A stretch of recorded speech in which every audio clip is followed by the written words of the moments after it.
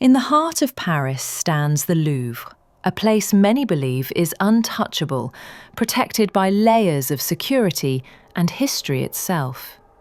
A museum so guarded that a crime like this feels impossible. Something you expect to see on a movie screen, not unfolding in real life. And yet, on a quiet morning, that illusion shattered. Thieves stole priceless jewels from the most famous museum in the world, the Louvre. With that breaking news from France, where police have arrested 5 more people over the Louvre jewellery theft. On October 19th, 2025, the Louvre opened its doors just like any other day. Security teams were stationed at their posts. Visitors from across the world streamed inside, cameras ready, unaware of what was about to happen. 30 minutes later, at exactly 8:30 in the morning, something unusual began on the side of the museum facing the Seine. A truck rolled in and stopped close to the outer wall. At first glance, it looked ordinary, but attached to it was a mechanical lift. This wasn't a delivery vehicle, and the people inside had no legitimate reason to be there. 4 individuals stepped out, dressed in bright yellow and orange safety vests, blending perfectly into the city's daily construction activity. But their faces were hidden behind balaclavas. Without wasting a second, 2 of them activated the lift. The metal arms slowly rose toward a first-floor balcony. That balcony led directly into one of the Louvre's most breathtaking spaces, the Galerie d'Apollon, the Gallery of Apollo, a room that housed some of France's most treasured royal artifacts. But there was a barrier. A thick, reinforced glass wall stood between them and the gallery. As soon as they reached the balcony, the men pulled out an industrial disc cutter. Sparks flew. In moments, just seconds, the glass was breached. A hole was cut clean through, and they slipped inside. Inside the museum, everything still appeared normal. Guards had no idea what was happening. But the moment the glass was cut, the alarm system came alive. Security personnel in the gallery spotted the intruders. Still, the thieves didn't hesitate. They turned their power tools toward the guards, threatening them, continuing their work without panic or urgency.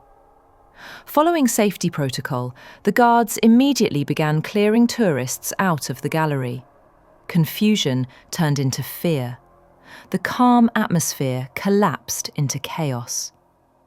While museum staff and security focused on evacuating visitors and calling for help, the thieves moved with chilling calm. They smashed the glass display cases one by one. In seconds, they collected 9 priceless artifacts. Then, just as quickly as they arrived, they escaped back through the shattered glass onto the balcony.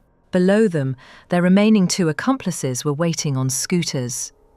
The thieves rushed down the fire escape, jumped onto the scooters, and disappeared into the streets. By the time anyone could process what had happened, it was already over. Police later confirmed that the intruders spent only 4 minutes inside the museum. From parking the truck to extending the lift, cutting through the glass, stealing the artifacts and escaping, it all took just 8 minutes. As they fled, they even attempted to set the truck on fire, hoping to erase fingerprints and evidence. But a courageous museum employee stepped in and stopped it. The thieves escaped along the riverbank, merged onto the boulevard périphérique, and vanished down the A6 motorway. A robbery carried out in broad daylight. For France, it was more than a crime. It was a national humiliation. But the biggest question remained: what exactly had they taken? When investigators assessed the damage, shock spread across the country. The stolen pieces weren't just valuable, they were irreplaceable. Their monetary worth was high, but their historical and cultural significance was beyond calculation. In total, 8 priceless artifacts were confirmed stolen from the Tabak-Lua Museum collection. And yes, 8, not 9. The thieves did steal 9 items, but one never made it out with them. As they escaped, one object slipped from their grasp and fell onto the street below. It was a crown, over 170 years old, once worn by Empress Eugénie. Empress Eugénie, the wife of Napoleon III, had this crown custom-made in 1855. When the thieves tried to pull it through the hole in the display case, it wouldn't fit. They forced it out anyway.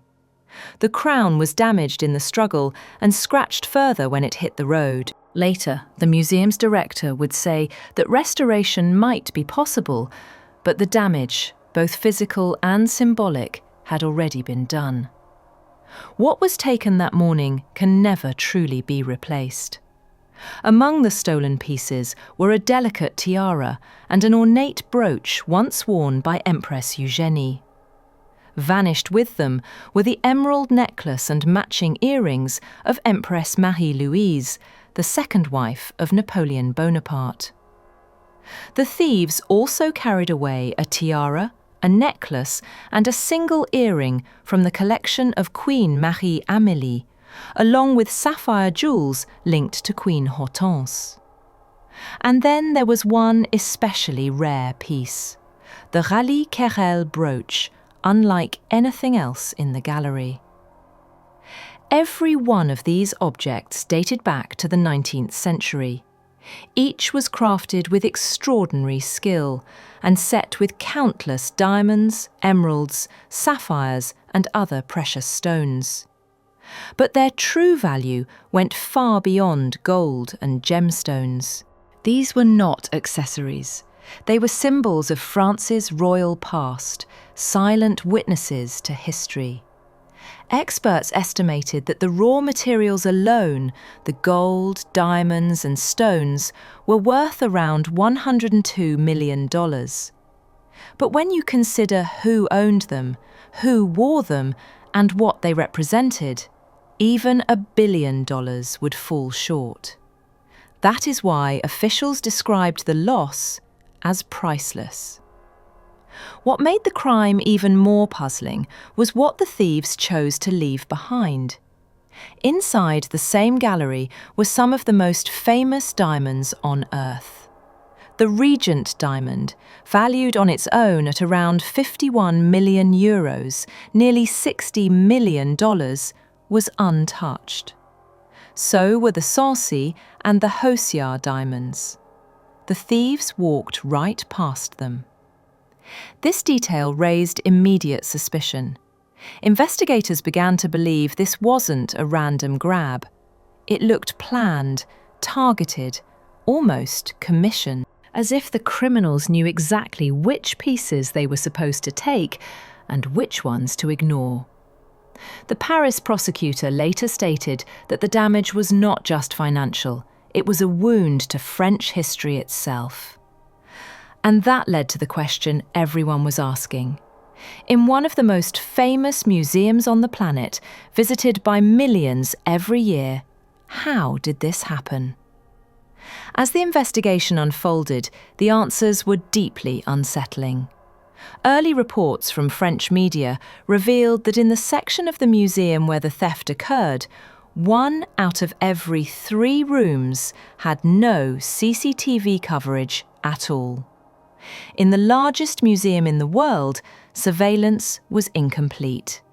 Even worse, the exterior cameras failed to fully monitor the balcony used by the thieves to cut their way inside. But the most shocking revelation came soon after.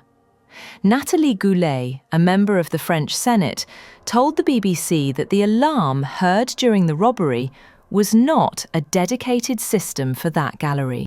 It was part of the museum's general alarm network. A separate, localised alarm had been installed specifically on that balcony, but it had malfunctioned days earlier. If it had been working, security would have been alerted the moment the thieves stepped onto the balcony. The museum's director admitted this failure almost immediately. She offered her resignation to the Ministry of Culture, accepting responsibility for the breach. The resignation, however, was declined. Still, the damage to public trust had already been done. This robbery reopened old wounds. Because this was not the first time the Louvre had been humiliated. In 1911, the Mona Lisa was stolen from the museum by a former employee. He simply hid the painting under his coat and walked out. It took 2 years to recover it in Italy, where he attempted to sell it.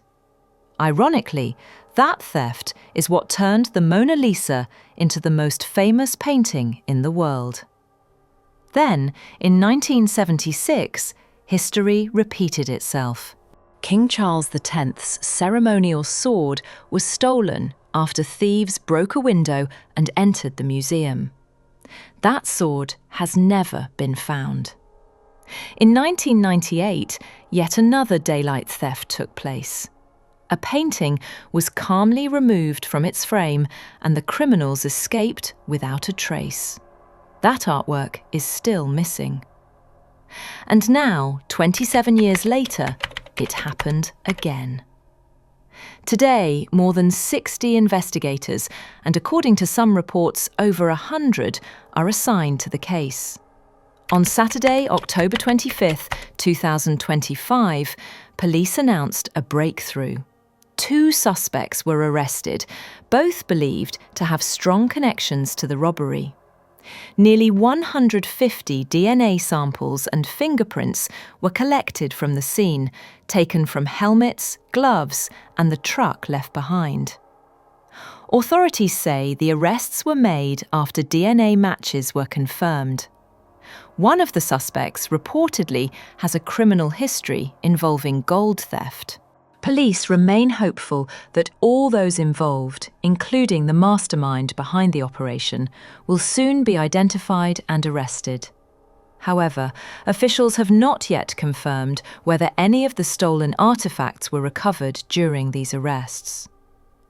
The Louvre remained closed until October 27th following the robbery. While parts of the museum have reopened, the Apollo Gallery itself remains sealed off. Investigators describe the crime as highly organised, precise, and professional. And for now, the search for the missing treasures and the full truth behind the theft continues. For more real stories like this, subscribe to Reality Files.